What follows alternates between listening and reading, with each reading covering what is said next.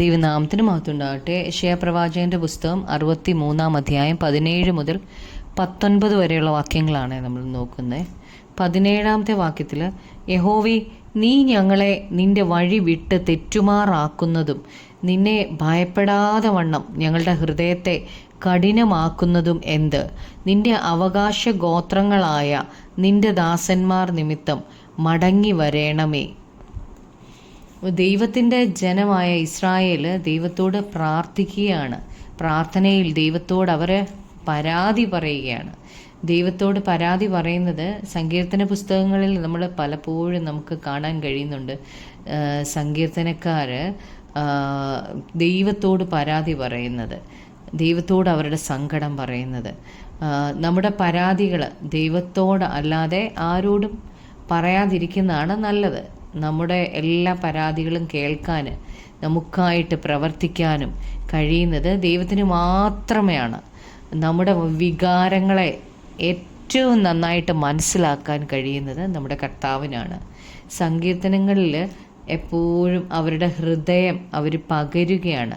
ഹൃദയത്തിന് അകത്ത് കയ്പും വിദ്വേഷവും വാശിയും കോപവും സങ്കടവും ഒക്കെ വച്ചിട്ട് പ്രാർത്ഥനയിൽ ദൈവത്തോട് ഭംഗിയുള്ള വാക്കുകൾ പറയുന്നത് കൊണ്ട് ഒരു കാര്യവുമില്ല. നമ്മുടെ പരാതികളെല്ലാം പറയുന്നതിനായിട്ട് ദൈവത്തോട് പറയുന്നതാണ് ഏറ്റവും നല്ലത്. മനുഷ്യരോട് പറയുമ്പോൾ ചിലപ്പോൾ അത് പ്രശ്നമായി തീരും. അതുകൊണ്ട് അവർ ദൈവത്തോട് അവരുടെ പരാതികൾ പറയുകയാണ്. അവരുടെ പരാതി ദൈവത്തെക്കുറിച്ചുമാണ്.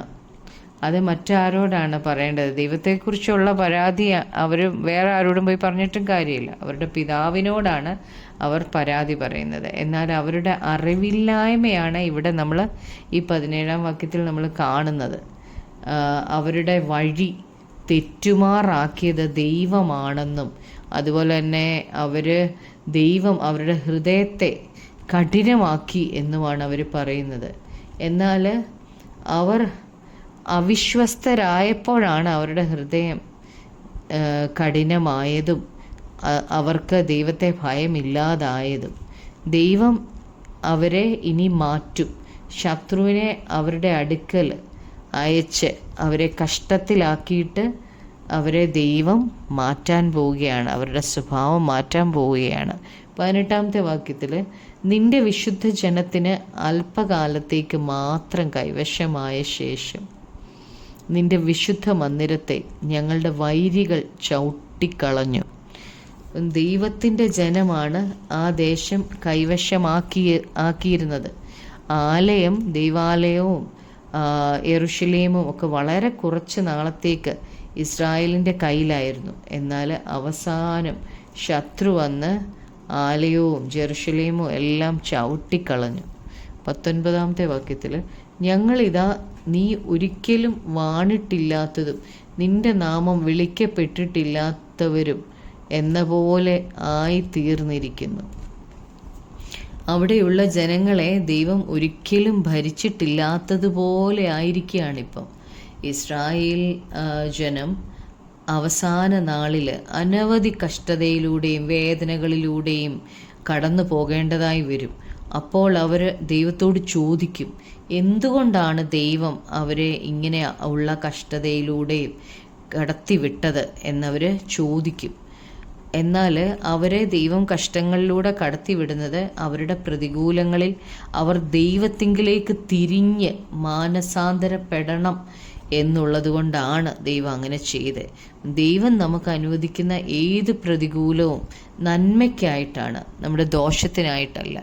നമുക്ക് പ്രാർത്ഥിക്കാം. കർത്താവായ യേശുവേ, ഞങ്ങൾ കടന്നു പോകുന്ന ഞങ്ങളുടെ ജീവിതത്തിലെ ഏത് പ്രയാസങ്ങളും ഏത് പ്രതികൂലങ്ങളും കർത്താവെ, പിതാവായ അങ്ങ് ഞങ്ങളെ ദോഷത്തിനായിട്ട് പരീക്ഷിക്കാതെ എല്ലാം നന്മയ്ക്കായിട്ടാണല്ലോ ഞങ്ങളുടെ ജീവിതത്തിൽ വരുന്നത്. കർത്താവെ യേശുവേ, ഞങ്ങളത് മനസ്സിലാക്കി കർത്താവെ യേശുവേ, ഞങ്ങളുടെ പരാതികൾ കർത്താവിനോട് മാത്രം ചോദിക്കുമ്പോൾ അങ്ങിൽ നിന്ന് ഞങ്ങൾ ആ മറുപടി കേൾക്കുവാൻ തക്കവണ്ണം ഞങ്ങളുടെ കാതുകളെ തുറക്കണേ കർത്താവെ യേശുവേ. അങ്ങയുടെ കൂടെ ഇരുന്ന് അങ്ങിൽ നിന്ന് കേൾക്കുവാൻ, ഞങ്ങളുടെ ജീവിതത്തിൽ വരുത്തേണ്ട മാറ്റങ്ങൾ അങ്ങ് വരുത്തുവാൻ തക്കവണ്ണം അങ്ങയുടെ കരങ്ങളിലേക്ക് ഞങ്ങളെ തന്നെ സമർപ്പിക്കുന്ന കർത്താവെ. അവിടുത്തെ ഇഷ്ടം ഞങ്ങളുടെ ജീവിതത്തിൽ നടക്കണം കർത്താവെ. പൂർണ്ണമായി സമർപ്പിക്കുന്നു.